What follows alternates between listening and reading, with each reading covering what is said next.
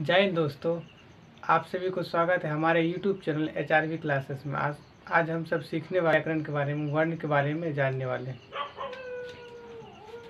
वर्ण किसे कहते हैं? वर्ण उस मूलध्वनि को कहते हैं जिसका खंड या टुकड़ा नहीं किया जा सकता है। वर्ण उस मूलध्वनि को कहते हैं जिसका खंड या टुकड़ा नहीं किया जा सकता है, उसे क्या बोलेंगे? वर्ण।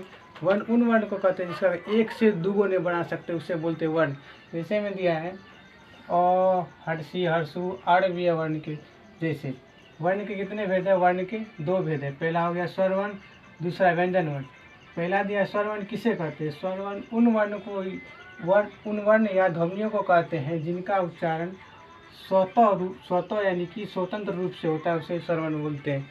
स्वर वर्ण उन वर्ण को कहते हैं जिनका उच्चारण अपने आप होता है, किसी दूसरे को सहारा नहीं लेता है, सहायता नहीं लेता है, उसे बोलते हैं स्वर वर्ण। जैसे में अ, आ, हर्षी दीर्घी, हर्षु दीर्घ, री, ए, ऐ, ओ, औ।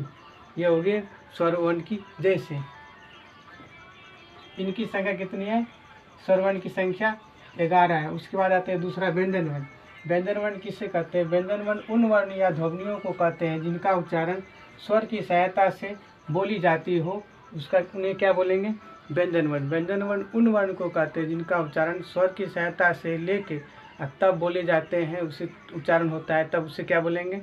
व्यंजन वर्ण। जैसे में क वर्ग, च वर्ग, ट वर्ग, त वर्ग, प वर्ग, य वर्ग।